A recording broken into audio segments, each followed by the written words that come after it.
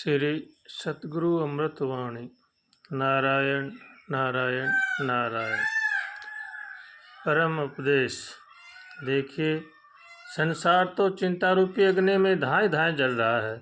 बताओ किसको इसको बचाने वाला कौन है? जितने अज्ञान रूपी अंधकार हैं, जब तक तो जीव को सपने में भी सुख नहीं है। बस अपना तो यही फर्ज है कि किसी को वचन के द्वारा दुख न दें, दिल से सबकी भलाई सोचें। भगवान से प्रार्थना करें तो यही कहो कि भगवान सबको सद्बुद्धि दें, भगवान सबका भला करें। बस दिल में सबके प्रति शुद्ध विचार रहने चाहिए। किसी से घृणा न करें, सब ही भगवान के अंश हैं।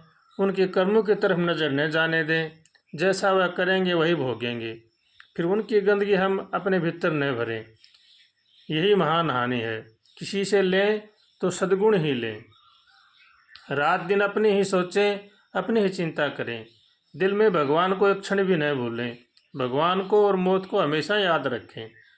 इस जीव का क्या भरोसा, हरदम काल सिर पर सवार है, न जाने कब गर्दन तोड़ दे।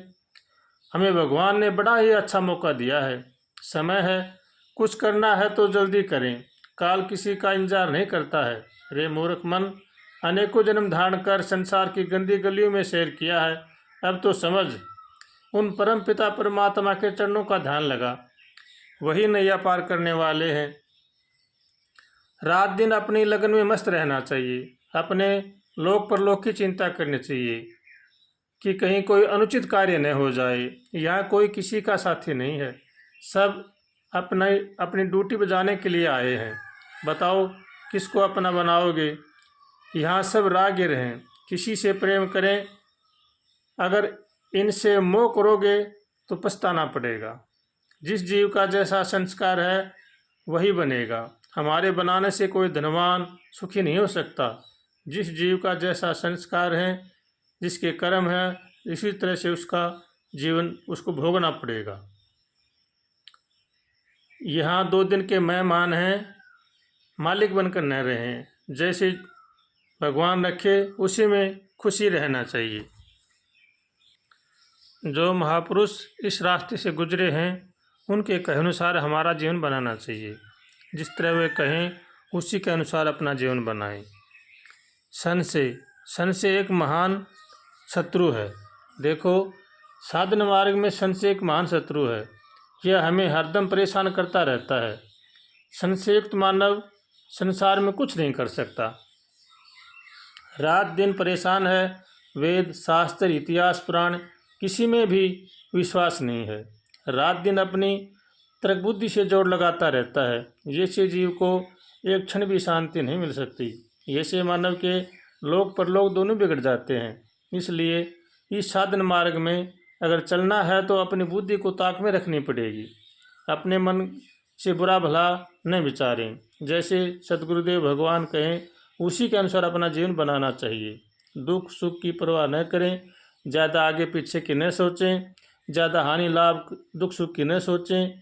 कि यह रास्ता बड़ा ही लंबा है, इसमें बहुत शूरवीरता का काम है। दुख सुख ये तो रास्ते की घाटियाँ हैं, आते ही रहती हैं। चाहे कुछ भी हो जाए, अपना रास्ता न छोड़ें। 2 दिन का जीवन मिला है, अगर इसमें लाभ है तो भगवान के लगन में ही, भगवान के भजन में ही है, नहीं तो यही जीवन व्यर्थ है। देखो, अभी तो अवसर है, चेत कर चलो। माया के चक्कर में न चढ़ो। महान पुरुषों की शरण ग्रहण करो, उनकी आज्ञा का पालन करो। जैसे वे कहें उन्हीं के अनुसार अपना जीवन बनाओ। परंतु कहना तो सहज है, करना बड़ा ही कठिन है। कोई बिरला ही सूरवीर इस रास्ते पर चल सकता है। इस रास्ते में चलने के लिए बहुत साहस की ज़रूरत है, बहुत दिक्कतें उठानी पड़ती हैं, क्योंकि इसने संसारी कटले झाड़ियों के कटले फल खाए हैं।